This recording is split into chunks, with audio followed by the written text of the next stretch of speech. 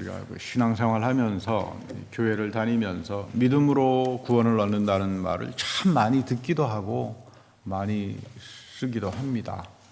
그런데 그게 뭐지? 하면 아시는 분들이 별로 없어요. 그게 저를 놀랍게 합니다. 그런데 제가 구원은 용서로부터 온다 그러면 사람들이 다 깜짝 놀랍니다. 어떻게 구원이 용서로부터 오지? 구원은 믿음으로부터 오는데. 믿음으로만 구원 얻는다라고 하는 말은 구원은 용서로부터 온다는 말이에요.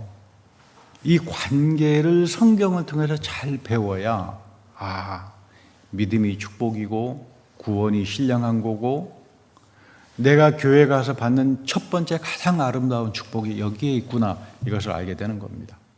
이 축복을 받아서 하나님 앞에서 복된 자녀가 되어야 그 다음에 가정의 문제도 물질의 형통함도 모든 인생살이에서의 하나님께서 동행하면서 다스려 주시는 역사가 일어나는 거지. 우리는 교회에 와서 하나님이 맨 먼저 받기를 원하는 복이 있어요. 그게 뭐냐 하면 구원은 용서로부터예요. 하나님의 용서의 은혜를 받아야 돼요. 이게 하나님이 우리에게 주시고자 하는 가장 소중한 복입니다. 그런데 우리는 교회에 와서 엉뚱한 주술로 다 빠져버린다고요. 하나님이 원하는 복을 받아야만 내가 복된 자녀로서 삶을 살 수 있는데 하나님이 나에게 주시고자 하는 복은 거절합니다. 그리고는 자기가 생각하는 복을 내가 받아야만 복된 삶을 살 수 있다. 절대로 그렇게 복되게 살지 못합니다. 그러니까 여러분, 교회 와서 맨 처음 우리가 깨달아야 되는 것은 하나님이 나에게 주시고자 하는 복이 뭐지? 그것이 용서예요. 그것이 은혜입니다. 그러니까 하나님께서 그리스도의 십자가에서 나를 용서하셨다. 가장 큰 축복이죠. 이 그리스도가 나를 용서하셨기 때문에 나는 저주로부터, 죄에 팔린 몸에서부터 회복이 되는 겁니다. 어둠의 자녀에서 빛의 자녀로 바뀌어지는 겁니다. 그래서 하나님께서 나를 그분의 자녀로 영접해 주시는 거죠. 이것을 가능하게 하는 영적 사건이 성령이 오셔야 돼요. 성령이 내 마음밭에 오셔서 믿음을 부어줘야 됩니다. 믿음을. 이 성령이 주시는 믿음을 받게 되면 우리가 어떤 능력을 갖게 되냐면 영분별이 생겨요. 놀랍죠? 성령이 주시는 믿음이 내 안에 오게 되면 내 자신에 대해서 영분별하게 됩니다. 내가 죄 가운데 있구나. 내가 하나님께서 흡족한 자리에 서 있구나. 내가 지금 마음에 합한 자리에 있구나. 내가 지금 하나님 앞에 거역하는 자리에 있구나. 이거를 알게 돼요. 죄를 깨닫는 능력, 여러분, 이것이 믿음이에요. 여러분 착각하지 말아야 됩니다. 믿습니다. 믿음대로 다 될지어다. 그런 성경에 나오는 표현이 그리스도 안에서 베풀어 주시는 하나님의 은혜의 용서와 연관지어서 성경을 해석해 주지 않으면 우리는 교회 다니면서 다 미혹돼 버리고, 그러니까 하나님 보시기에 하나님 자녀가 안 되는 거죠. 하나님 마음에 합한 자가 되지 않으니까, 육체가 돼버리니까, 그래서 하나님의 심판이 오는 거죠. 그러니까 하나님의 심판이라고 하는 걸 여러분, 우리가 하나님 너무 지나치다 이렇게 생각할 게 없습니다. 인간이 지나친 거예요. 인간의 삶이 지나쳐도 너무 지나친다, 이런 말입니다. 우리가 흔히 은혜란 말을 많이 쓰죠. 그 은혜가 굉장히 중요한 말입니다. 믿음에 앞서 하나님의 은혜가 있다. 하나님의 은혜는 꽤 다양해요. 근데 그 하나님의 은혜 가운데 가장 소중한 축복이 하나님이 우리에게 주시는 용서입니다. 그리스도의 희생을 통해서 나를 사하시고 내가 그동안 지었던 죄와 허물과 모든 저주, 내가 죄를 지음으로써, 여러분 그렇잖아요. 성경에 욕심이 잉태하여 죄를 낳고 죄가 잉태하여 사망을 낳는다. 이 연쇄 반응이잖아요. 계속 연쇄 반응으로 나타나잖아요. 이 사슬, 죄의 사슬을 끊어내 주시는 이 축복이 나에게 1차적으로 오는 겁니다. 그래서 성령이 내 안에 와서 믿음을 줄 때, 내가 하나님 앞에 바로 서지 못했구나. 내가 하나님 앞에서 이 부분은 잘못된 거로구나. 반성하고 깨닫고 회개하는 삶을 살아가게 되는 거죠. 어떤 분은 만나보면 죽었다 해라도 회개를 못 하겠대요. 참 어렵습니다. 근데 그것이 가장 큰 축복인데, 그게 거두어져야만 가정의, 물질의, 자녀들의 세상 속에서 살아가는, 그 세상에 나가서 왕 같은 제사장으로 살아가는 그 두 번째의 축복을 얻는 건데, 가장 소중한 본래적인 축복은 빼버리고 내가 생각하는 것을 자꾸 주술처럼 기복처럼 찾으니까 교회도 엉망진창이 돼버리고 자기 영적 생활도 엉망이 돼버리는 거예요. 우리가 바른 영성을 가져야 돼요. 바른 영성을 가지려면 하나님 말씀에 대한 바른 깨달음과 이해, 그래서 항상 청종하라, 귀담아 들어라, 이 하나님 말씀으로 또 배워라. 그러면 너의 영혼이 어떻게 한다고요? 살리라. 하나님은 산자의 하나님이잖아요. 여러분들의 영혼이 죽어 있어요. 교회를 다닌다 그러지만 내 욕심과 탐심과 이런 것들로 가득 차 있어서 그걸로 충만해 있으면 하나님은 나를 어떻게 보겠습니까? 죽은 자로 보죠. 그러면 어떻게 하나님께서 역사가 됩니까? 하나님이 나를 살아있는 자로 볼 때는 내가 하나님 앞에서 나의 죄를 깨닫고 허물을 깨닫고 그리스도 예수 안에 나타난 하나님의 그 놀라운 용서의 은혜가 나에게 넘친다. 이것을 붙들고 살아가는 사람들, 그걸 믿고 살아가는 사람들, 믿음으로 구원을 얻는다는 말이죠. 여러분들 이거 믿고 계세요? 이 예수 그리스도 안에 나타난 하나님의 용서, 이것이 나를 위한 사건이고 나를 새롭게 하는 것이다. 그래서 구원은 하나님의 용서로부터 오는 겁니다. 구원이란 말은 소조라고 하는 말이죠. 성경 언어로 이 원래 뜻이 무엇으로부터 건짐을 받았다, 병으로 고생하다가 치유를 입었다. 구원입니다, 여러분. 구원은 내가 죽고 몸의 부활로 하나님 나라에 가는 그 마지막 때 구원뿐만 아니라 내 삶 전체가 구원으로 이루어져 있어요. 그렇잖아요. 내가 물질적으로 굉장히 고통을 당했습니다. 뱅크럽시를 불러야 됩니다. 그때 정말 하나님께서 기적적으로 좋은 사람들을 만나주시고 문제들을 해결해 주셔서 내가 구원을 경험합니다. 여러분들 그런 체험들이 쭉 있잖아요. 그 구원의 체험들이에요. 그거를 증거하는 걸 간증이라고 그러죠. 죄와 허물은 여러분 죽을 때까지 따라다닙니다. 이거는 성경의 말씀이기도 하지만 아주 그 유명한 심리학자 한 분이 계세요. 뭐 그분 입장을 다 인정을 하지 않지만 시그문드 프로이드라고 하는 사람이 있죠. 이 사람이 정신분석학의 아버지입니다. 아주 심리학을 공부하는 정신분석이랄지 상담학을 공부하는 사람들은 이 시그문드 프로이드를 읽어야 돼요. 이 사람은 기독교 믿지 않아요. 종교는 다 환상이다라고 하는데 제가 이분이 하는 이야기 중에 딱 동감하는 하나가 뭐냐면 내가 잘못한 거, 허물들, 이 모든 것들 나는 잊어버리고 살지만 평생에 내 삶을 쫓아간다. 이게 나의 무의식 속에 꽉 들어와 있어가지고 어디 안 간다는 거예요. 그러다가 어떤 일을 순간순간 경험할 때 그것이 툭툭 튀어나옵니다. 툭툭 튀어나와. 이 죄의 허물에서, 죄의 살술에서 아무도 벗어나지 못해요. 이게 그 유명한 정신과학을 하는 프로이드의 이야기입니다. 물론 그 사람의 분석은 중요하지만 그 사람이 내린 처방은 저는 인정하지 않지만 참 인간의 그 리얼한 모습을 너무나 잘 봤다. 우리 원죄 속에 있다 그러잖아요. 우리 보고. 원죄 가운데 있다. 인간의 존재라고 하는 걸 깊숙이 들여다보니까 이게 너무 비참하고 참 부서지기 쉬운 이 질그릇과 같은 존재다. 성경이 하는 이야기죠. 우리가 다 질그릇처럼 부어지지만 그러나 우리 질그릇 안에 예수 그리스도 안에 나타난 하나님의 용서의 은혜, 이것이 나를 지배하고 이 사랑이 나를 강건하고 그래서 이거를 체험한 사람들이 세상에 나가서 용서하는 사람이 되는 겁니다. 여기서부터 우리는 세상에 나가 왕과 같은 제사장, 세상을 다스리고 이기는 상속자로서 살아가는 거예요. 그러니까 여러분 우선순위를 바꾸지 말아야 돼요. 나는 왜 교회 다니면서 나의 문제가 해결되지 않지? 나는 왜 교회 다니면서 나는 끊임없이 이렇게 빈곤하고 사람들하고 갈등이 있고 용서하지 못하고 마음에 번민이 있지? 먼저 나는 지금 하나님 앞에 나와서 끊임없이 용서의 은혜를 체험하면서 순간순간마다 구원을 경험하고 있는가? 이 값비싼 구원을 경험하고 있는가? 한번 되돌아봐야 돼요. 용서라고 하는 말, 그리스 말로는 아피팸이라고 하죠. 이게 뭐냐? Let him go freely. 자유롭게 가게 하라. 자유롭게 가게 하라. 우리가 죄를 짓게 되면 죄의 규결이 생겨서 나를 얽매이잖아요. 죄의 노예가 되지 않습니까? 죄의 사슬에 묶이잖아요. 그런데 하나님이 나를 용서할 때 그 사슬을 풀어내세요. 자유롭게 가게 하라. 이것을 우리 예수님은 종종 치유를 하고 난 다음에 그러죠. 평안히 가라. 더 이상 너가 이전에 지었던 죄로부터 왔던 질병에서부터 더 이상 영향을 받지 않을 거다. 자유롭게 가라, 평화롭게 가라. 더 이상 붙들리지 않는다 이 말이에요. 그래서 우리 예수님은 용서를 받는 것을 돈에 대해서 빚진 것하고 비유해 가지고 설명을 해요. 그만큼 리얼한 겁니다. 여러분 다른 성경 말씀 맨날 이야기 하다가도 돈 이야기 나오면 눈이 번쩍 띄잖아요. 왜냐하면 그만큼 사람이 리얼하니까 물질적이고 경제적인 삶이 얼마나 리얼합니까? 그만큼 용서가 물질만큼이나 리얼한 거다 그 말이에요. 그리고 유명한 예수님의 비유가 나오죠. 나는 100만 달란트의 빚을 하나님으로부터 탕감받았다.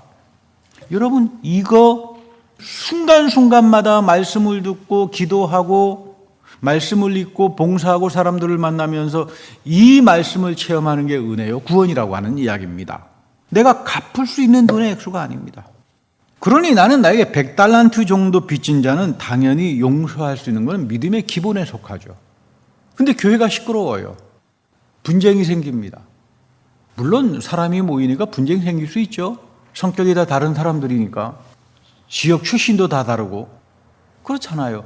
당연히 교회 안에서 싸움하는 건 당연한 겁니다. 갈등이 생기는데 교회는 세상과 다른 게 하나 있어요. 그렇게 갈등이 있다가도 자 우리 하나님 말씀 앞에서 말씀을 듣고 기도할 때는 다 풀리고 용서하는 겁니다. 왜? 내가 하나님으로부터 갚을 수 없는 빚을 받은 사람인데 100만 달란트의 탕감을 받은 사람인데 상대방이 내 마음을 조금 얻지않겠다고 해서 내 생각하고 의견이 좀 다르다 그래서 그것 때문에 삐져가지고 싸움을 하고 분열이 되고 이러지는 않는다 이 말이에요. 그런데 오히려 교회에서는 한 번 분쟁이 생기면 해결이 안 된다고 그러죠. 왜 그럴까요? 오히려 세상 사람들은 싸우면 막걸리집에 가서 막걸리 한 잔 마시면 다 허허거리고 풀고 만다고 그러는데 교회에서는 이거는 난리가 납니다. 왜 그럴까요? 아직 믿음이 무엇인지 구원이 무엇인지 은혜가 무엇인지 체험하지 못해서 그래요. 이거 참 심각합니다. 나는 항상 하나님 앞에서 내가 갚을 수 없는 100만 달란트의 탕감의 복을 받은 사람이다. 이제 나의 죄와 허물과 모든 잘못된 것들은 자유롭게 나는 거기에서 또 해방을 당하고 그 저주에서부터 풀려나고 나는 이제 하나님의 자녀로 살아가는 사람이다. 이 의식을 가진 사람들이 하나님의 자녀요 믿음을 통하여 구원을 얻은 사람이라고 하는 겁니다. 물론 하나님께서 나를 용서하는 과정은 단순하진 않습니다. 그냥 너 용서받았다 이런 이야기 아니죠. 우리가 다윗의 삶을 보면 잘 나타나죠.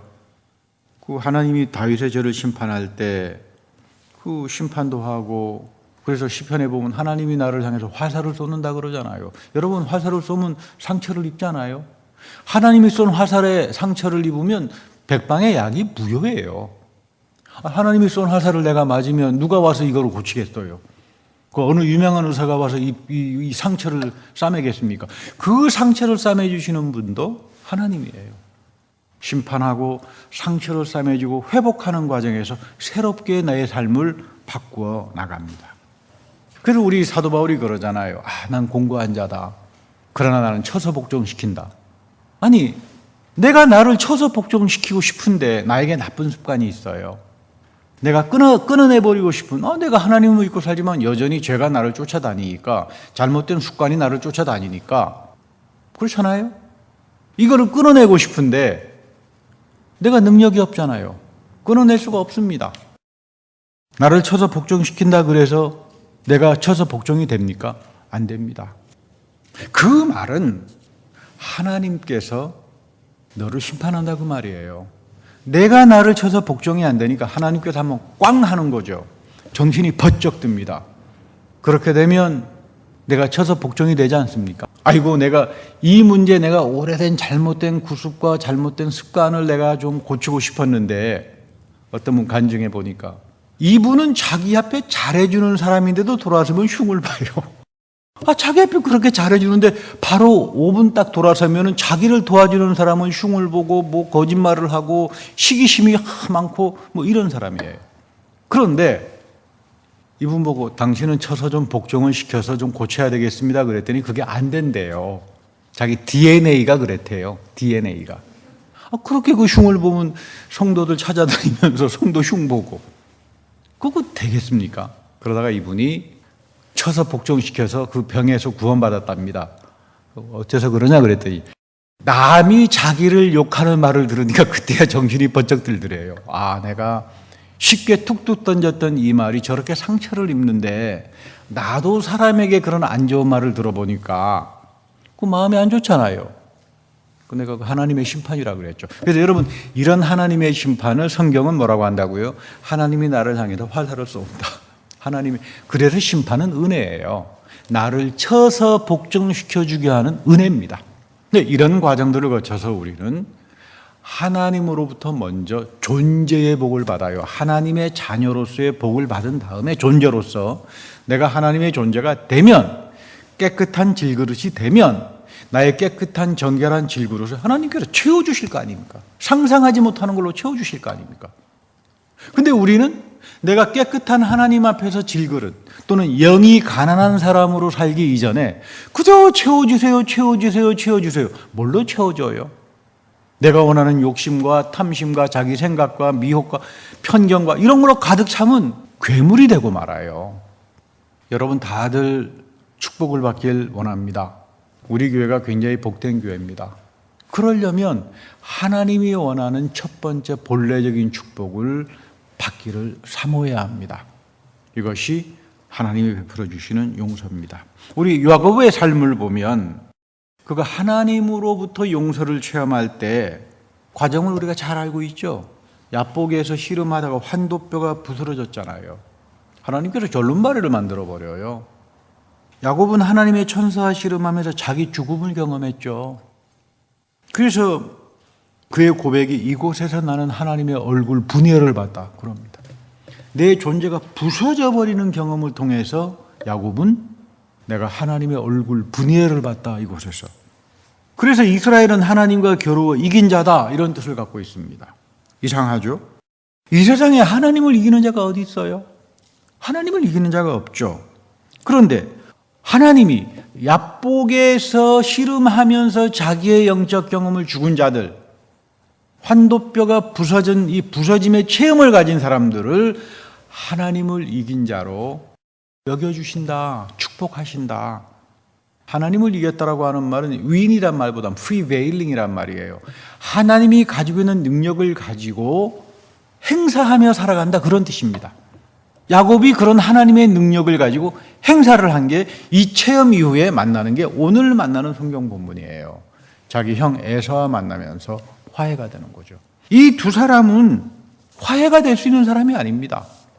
에서도 400명이나 되는 장정을 데리고 자기를 사기쳐가지고 장자권을 훔친 야곱을 단단히 복수하려고 왔겠지만 이 에서의 마음, 에서를 향해서 야곱이 하는 그 말이 굉장히 중요합니다. 내가 형님의 얼굴을 보니 뭘 보는 것 같다? 하나님의 분예를 보는 것 같다. 이거 어마어마한 말이죠.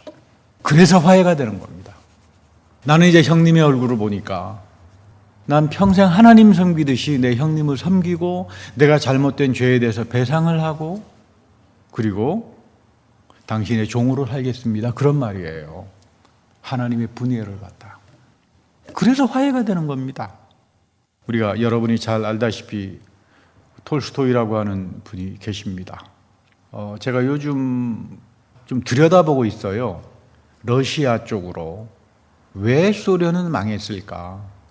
그래서 이제 러시아 역사부터 시작해서 소련 멸망까지 약 한 500년 정도의 그 러시아 역사를 쭉 좀 훑어보고 있습니다. 이제 보고 있다가 보니까 이 톨스토이라고 하는 사람이 대단한 분이에요. 뭐 이제 그 러시아 종교의 그 그리스 러시아 종교회라고 그러죠. 그 정신에 이제 전통에 서 있는 분이기도 하고 뭐 여러분들 뭐 많이 알잖아요. 안나 까레리나 뭐 이제 이런 영화로도 많이 되어 있고. 근데 이제 그분이 쓴 이제 단편 소설 중에 버려둔 불꽃이 집을 태운다 이런 단편 소설이 있습니다. 근데 오늘 제가 이 말씀을 드리려고 하는 것은 우리가 읽었던 마태복음 베드로가 와서 예수님 얼마나 죄를 용서해야 됩니까? 7번이면 됩니까? 70번씩 곱하기 1을 해라 뭐 490번 이 마태복음을 인용하면서 이 단편 소설을 시작합니다. 그러니까 오늘 읽었던 이 마태복음 본문에 대한 대문호 톨스토이의 문학적 해석이에요. 굉장히 중요합니다. 그 신앙이 많이 담겨져 있죠. 그 내용은 여러분도 좀 들어서 아시는 분도 있을 겁니다. 러시아의 어느 농촌에 두 이웃 가정이 있었는데 서로가 참 다정했어요. 근데 어느 날 암탉 한 마리가 이웃의 뜰로 날아가서 마치 알을 낳는 것처럼 꼬꼬댁하고 소리 지르면서 나오니까 그 닭 주인이 오해를 했습니다. 알을 낳았구나. 그래서 자기 친구 옆집에 가서 그 닭이 알 낳은 거를 달라 그랬더니 알 낳은 게 없다. 그래서 오해가 생겼습니다. 내 친구가 이 계란을 훔치는구나. 그리고 이게 오해가 돼서 시비가 되다가 보니까 서로 이제 치고받고 나중에는 법정까지 가서 고소하게 됐죠. 그러는 과정에 자기 집에 마차에 문짝 하나가 없어지니까 여기 옆집에 있는 아들놈이 와서 또 떼갔구나. 또 이렇게 오해를 해가지고. 그럼 결혼식에 참석했는데 그 자기 부인이 저 사람들 우리 집 달걀 훔쳐간 도둑놈이다. 공개적으로 사람들에게 말하니까 그 친구가 화가 나가지고 때려서 얼굴에 전치 몇 주 상처를 입게 되고요. 그래서 이제 감옥에 가기 싫으니까 이제 벌금을 물고 나오고 이러는 이야기예요. 아무것도 아닌 것 때문에 그렇게 사이좋았던 사람들이 갈라지고 원수가 되고 마지막 밤에는 옆에 있는 친구가 불을 질러버리려고. 그거를 발견하고 쫓아가가지고는 뒤통수를 때리고 실신을 시켰는데 불꽃이 튀어서 집이 다 타버리고 동네가 다 마을에 피해를 주고 이랬을 때 아버지가 그런 말을 해요. 아버지가 너는 불부터 꺼야 했다. 버려둔 불꽃이 집을 태우는 거다. 아버지의 말입니다. 그리고 너의 친구를 용서해야 된다. 그것 때문에 크게 깨달아가지고 이제 이웃집 친구를 찾아가서 용서했고 다시 또 옛날처럼 친하게 지냈다. 이런 이제 소설 속에서 톨스토이는 베드로가 예수님에게 물었던 그 질문을 자기가 살아가는 러시아 사회 속에서 진짜로 필요한 거는 러시아가 살 길은 용서하는 거다. 증오가 아니라 용서하고 화해하고 살아가는 거다. 이 정신을 가지고 살아가야 혁명에서 그 무서운 공산주의 혁명에서 러시아가 살아날 수 있다. 이제 이 이야기를 했지만 사람들은 안 들었습니다. 이 용서의 복음을 듣지 않았습니다. 사실 한국에도 가보니까 많은 심리학자들이나 종교인들 또는 인문학을 하시는 분들은 이 한국 사회가 용서와 화해로 가지 않으면 망한다. 이 사회도. 그래서 이 톨스토이의 이 이야기를 많이 하는 걸 제가 보았습니다. 이 톨스토이가 말하는 내용 중에 저에게 매우 인상적인 것은 그 사람이 이런 말을 합니다. 사람은 이웃이나 사회를 바꿔야 한다. 이런 말들은 너무나 잘하는데 나를 바꿔야 된다. 이런 말은 절대로 안 한대요. 가만히 생각해 보면 맞는 말씀입니다. 남이 바뀌어야지 내가 바뀌어져서는 안 된다고 생각하죠. 근데 가장 중요한 것은 불부터 꺼야 돼요. 그 불씨를 내버리면 다 타서 다 죽습니다. 그러려면 용서해야 돼요. 이것은 성경적으로 말하면 회개입니다. 그런데 저는 이 톨스토이 이야기 속에서 참 안타깝게도 아주 중요한 것 하나가 빠졌다. 그럼 뭐냐 하면요. 사람은 용서를 할 수 있을까? 과연 내가 용서를 한다면 나로 하여금 용서하게 하는 능력과 힘은 어디서 오는 걸까? 여기에 대해서 안타깝게도 러시아의 대문호 톨스토이는 아무런 말을 안 합니다. 이 부분에 대해서 사도 바울이 성경이 우리에게 전해주는 중요한 메시지가 있습니다. 만약에 내가 용서할 수 있는 능력이 내 안에 있다면 이웃집에 날아간 닭이 알을 낳더라도 그까짓 거 오해할 필요도 없는 거죠. 친구니까 달걀 몇 개 그냥 너희들 가져라. 이럴 수도 있는 거 아니겠어요? 나에게 용서할 능력이 있다면 내 집이 불타고 동네가 다 불타버리는 이런 처참한 결말까지 가지 않습니다. 용서는 사람으로부터 나오는 게 아니에요. 성경은 두고두고 용서는 사람으로부터 오는 게 아니다. 하나님으로부터 온다라고 말을 합니다.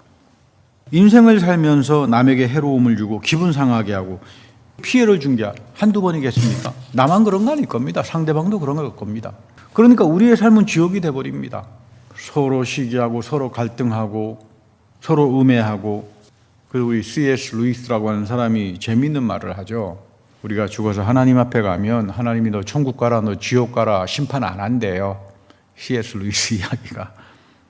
내가 하나님 앞에 가면 하나님께서 내가 살았던 삶을 다 보여준답니다. 스크린으로. 그 다음에 너가 천국에 갈런지 지옥에 갈런지 너가 알아서 결정해라. 그래서 대부분 사람들은 엉금엉금 기어서 다 지옥으로 간대요. 그때 이제 그리스도가 내가 너 죄를 용서했으니까 다시 또 이제 올려보냈답니다. 뭐 나름대로 상당히 그 의미가 있는 이야기인데, 그 사실은 지옥을 만드는 건 사람들이죠. 그렇잖아요. 오히려 예수님은 지옥에 와서 복음을 전하신 분이잖아요. 그래서 사람들은 지나간 일을 애써 기억하면서 고통 가운데 살고 싶어 하지 않습니다. 내가 지나간 잘못한 거 허물고 기억해봐야 그거 뭐 다시 돌아갈 수 있는 것도 아니고 잊어버리고 싶죠. 그래서 가장 좋은 방법이 술 마시고 잊어버리는 겁니다. 아니면 뭐 노름에 몰두를 하든가, 뭐 요즘은 또 비트코인에 또 올인을 하든가. 그런 사람들 가만히 보면 있죠. 죄를 많이 지은 사람들이에요.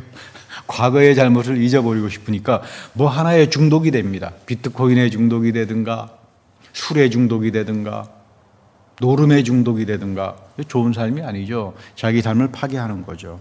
좀 더 심한 사람은 나만 그러냐, 너도 그렇지. 좀 뻔뻔한 유형들이죠. 변명의 대가들. 근데 여기보다 더 굉장한 사람은 아유, 요즘 그 정치가들 하는 꼴을 좀 봐. 여기에 비하면 나는 양반이야. 피해를 준 사람이 졸제 양반이 됩니다. 이게 우리가 사는 지금 이 돌아가는 세상들이에요. 성경은 다르게 말합니다. 용서라고 하는 거 성경으로부터 배워야 됩니다.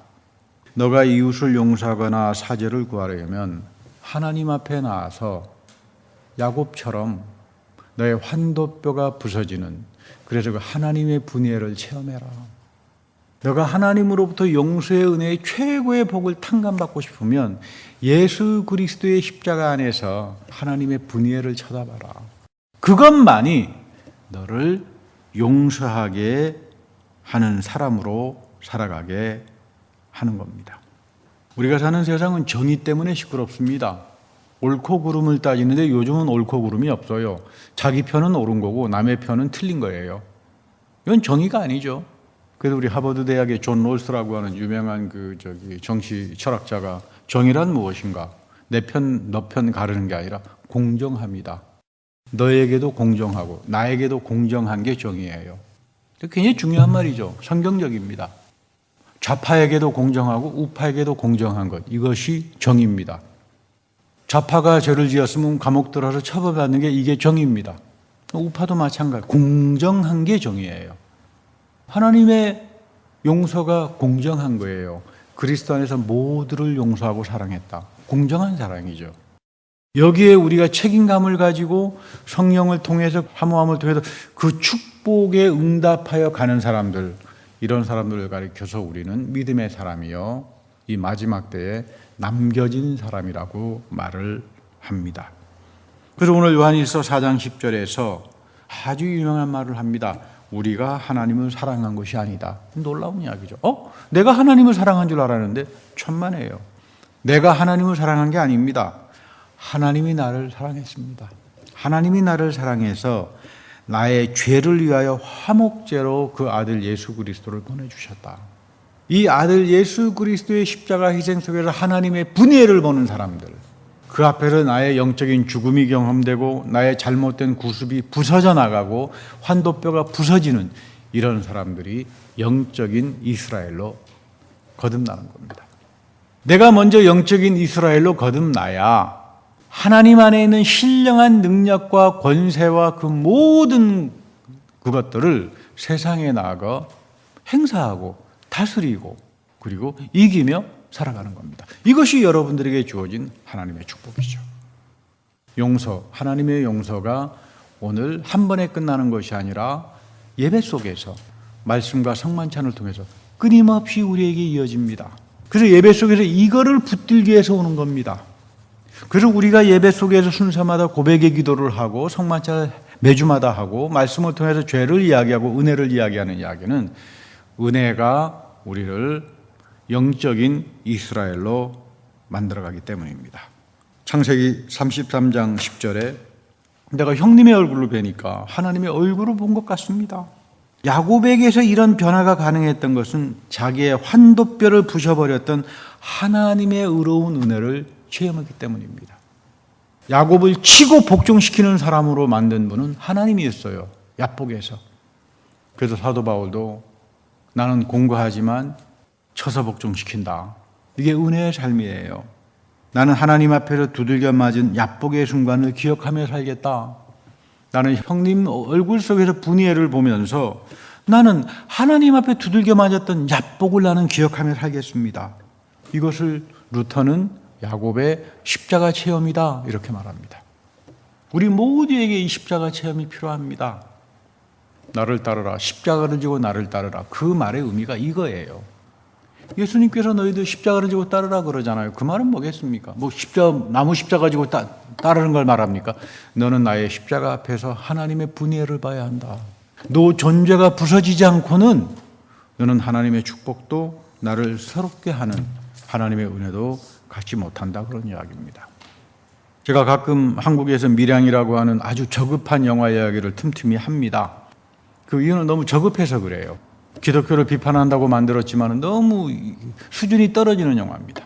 자기 아들을 유괴해서 죽인 사람을 감옥으로 찾아간 여자 주인공에게 나는 이미 하나님께서 나를 용서했기 때문에 당신의 용서를 필요로 하지 않습니다. 그러니까 이 여자 주인공이 유괴범이 아주 고상한 용서의 논법에 열받아가지고 나 저런 하나님 믿지 못하겠다. 그 교회 떠나버려요. 이게 이 영화의 핵심입니다. 여러분, 이것이 성경이 말하는 야곱의 용서인가요? 야곱과 에섭의 용서가 지금 밀양에서 말하는 이렇게 질 떨어지는 이야기를 하는 겁니까? 이것이 지금 다윗이 이야기하는 정말로 하나님의 화살을 받고 새롭게 회복됐던 상처로 싸매주었던 그 용서의 체험을 지금 밀양이 말을 하고 있나요? 저는 기독교 비판하는 거 언제든지 환영하는 사람입니다. 하나님은 기독교 교회가 잘못되면 돌멩이라도 소리 지르게 하시는 분이에요. 알고 비판해야 됩니다. 알고 비판하면 배우기라도 하잖아요. 모르고 무대포로 비판하는 거는 참 결이 떨어지는데 여기에 비하면 톨스토이의 용서가 훨씬 더 고급스럽습니다. 그러나 성경은 한 차원 더 높은 이야기를 합니다. 너희들이 진정 용서로부터 구원을 얻기 원한다면 십자가 앞에서 하나님의 분이엘을 체험하라. 100만 탈란트의 탕감, 그 누구도 줄 수 없는 이 축복을 나는 그리스도 안에서 받은 사람이다. 그리고 이것이 2000년 전에 끝나는 사건이 아니라 말씀과 성령을 통해서 예배 안에서 끊임없이 새롭게 주어집니다. 이것을 붙들고 사는 사람들에게 하나님은 세상에 나가 세상을 다스리고 이기고 왕과 같은 제사장으로서 여러분들의 인생을 복되게 할 겁니다. 이런 모든 하나님의 축복에 거하는 여러분들이 되기를 기원합니다. 다 같이 기도하겠습니다. 하나님, 우리의 연약함을 용서하여 주시고 우리가 주님 앞에서 하나님 말씀을 통하여 하나님이 우리에게 주시고자 하는 가장 본래적인 축복이 무엇인지를 깨닫고 그 은혜 안에 거하면서 100만 탈란트의 탕갑을 받은 자로서 나를 쳐서 복종하며 이웃을 용서하며 하나님의 은혜를 나누어 주는 그런 복된 자녀들이 다 되게 하여 주옵소서. 우리 구주 예수 그리스도의 이름으로 감사하며 기도드립니다. 아멘.